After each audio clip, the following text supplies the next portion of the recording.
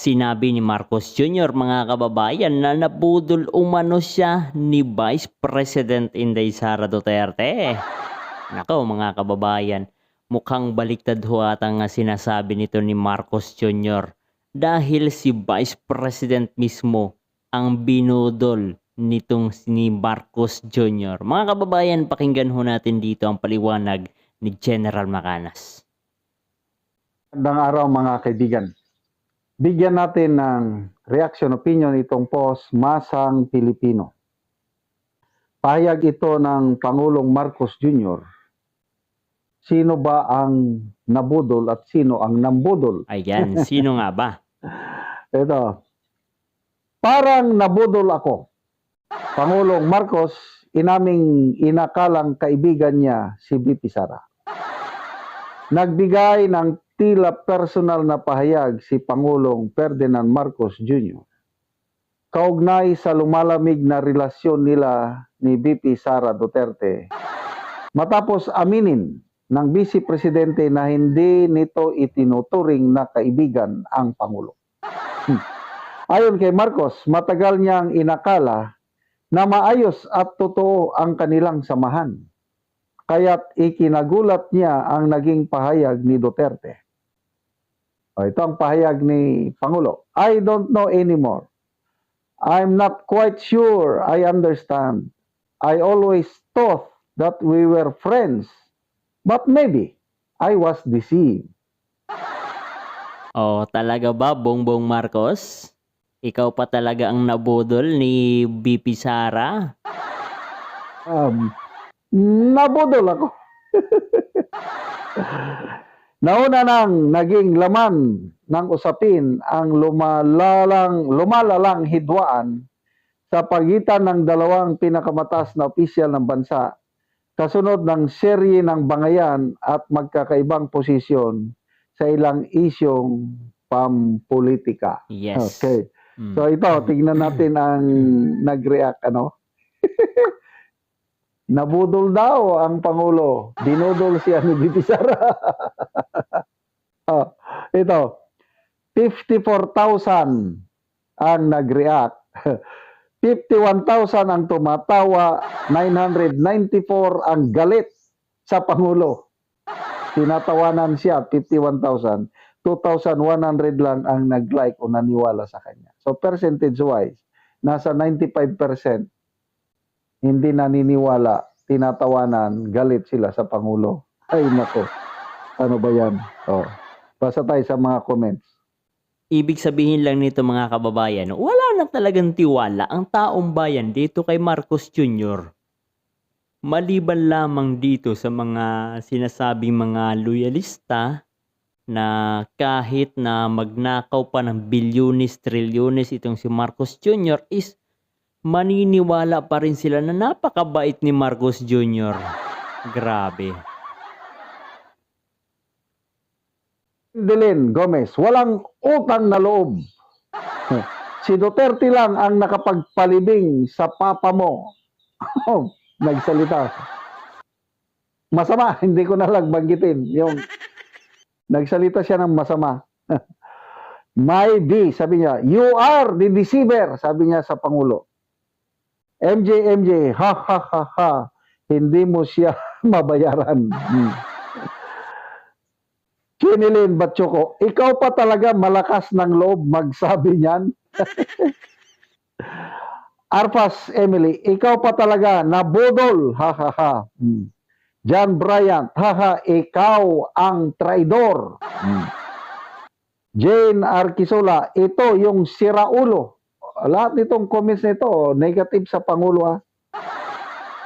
Excellent, Istuesta, istoryahi, the worst president of all time. Maranya Robilin, taong bayan ang nabudol mo. Ako, Perting Budula. Akala ko like father, like son. Yun nga, like father, like son talaga, mga kababayan. Kung ano yung ginawa ng tatay, yun din ang ginawa ng anak. Nagkaroon ng history ng pagnanakaw ang tatay, ganun din ang ginawa ng anak. Nagkaroon ng history ng pagnanakaw. Itong Marcos Jr. na ito. At wala. Alala ko nung 2022 presidential election, yung Kali survey, Mm. ang dami kong hirap niyan. Napapahiya ako na nagkakali survey. Gusto ko lang kasing malaman ang pulso ng taong bayan at maiparating. Kasi alanganin noon ng BBM na manalo ba hindi dahil malakas si Leni. Kaya on my own, voluntary, nagkali survey ako para iparating ang mensahe na malakas. Si BBM gusto. Lalo na dito sa amin sa Mindanao, gusto ng taong bayan si BBM. To a point na napapahiya ako na sinabihan ako, habang nagkakalisurvey ako, doon ako sa may kalsada, may mga nagtatrabaho sa kalsada. Sinigawan ako ng isang foreman. Sabi niya, "Hoy! Huwag mong disturbohin ang mga trabante ko. Kung wala kang ginagawa, huwag mo kaming idamay. Layas ka dyan." Yun ang pinaka-worst experience ko sa pagkakalisurvey noon para lang suportahan ko ang BBM dahil akala ko he will make a good president. Ngayon, wala na. Wala na. Talagang the worst president. Para sa akin lang I don't know sa inyo. Yung iba sinasabi the best president daw siya. O di sige, kung best president, kanya-kanya tayong pananaw. Kaya isa ako sa nabudol. Yan, no? Nagiging best president lang naman si Bongbong Marcos Kabayan dahil dito sa mga loyalista na patuloy pa ring naniniwala na walang ninanakaw itong si Bongbong Marcos. Na alam naman ho natin, siya talaga ang patutunguhan na kapag nagkaroon ng investigasyon na nagpatuloy na ho ang Senate Blue Ribbon Committee, siya talaga ang last destination ng investigasyon kung saan talagang mapapangalanan itong si Marcos Jr. Kaya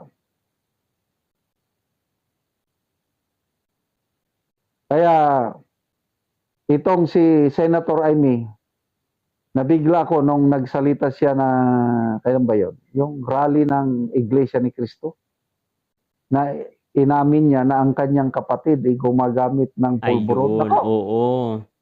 Ang una kong reaksyon is, alam mo pala, bakit mo pinayagan, bakit mo pa inireto Kaya nga. na magpartner si Mayor Sara at yung kapatid mo, alam mong gumagamit. Galit ako kay Senator Amy nung una.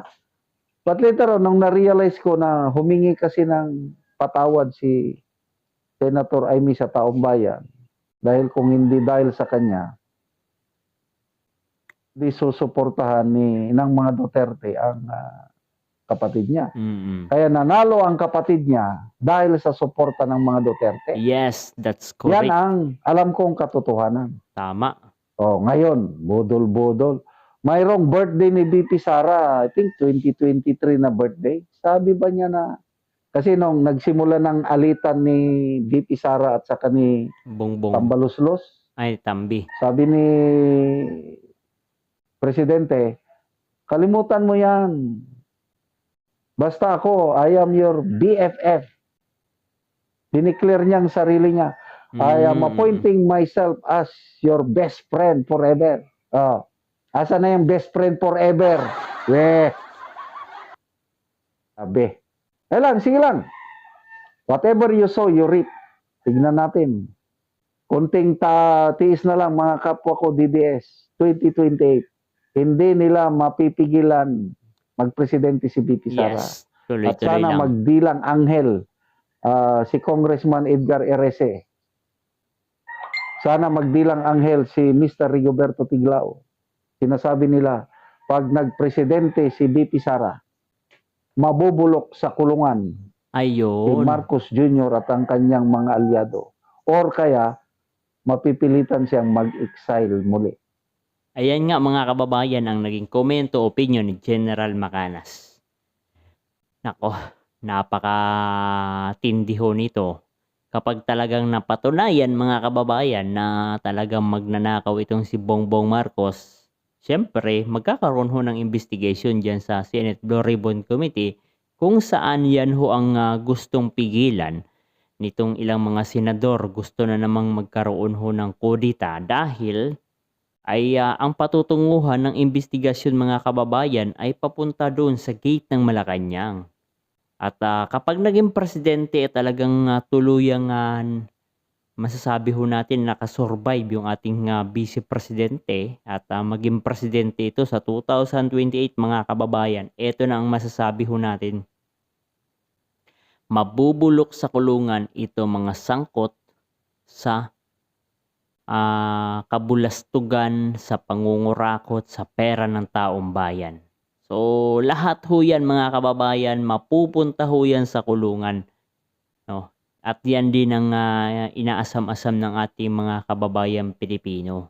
So, kung dati ay ang gusto ho natin ay para mapaganda lang ho yung ating bansang Pilipinas kapag naging presidente si BP Sara, ngayon ho ay talagang gusto ho natin matikman din ang ganti nitong mga naghamak, naglugmok, na nagpilay dito sa puwersa ng Duterte. Lalong-lalo na itong administrasyon ni Bongbong Marcos na walang ibang ginawa mga kababayan kahit kasalanan nila isisisi sa Duterte.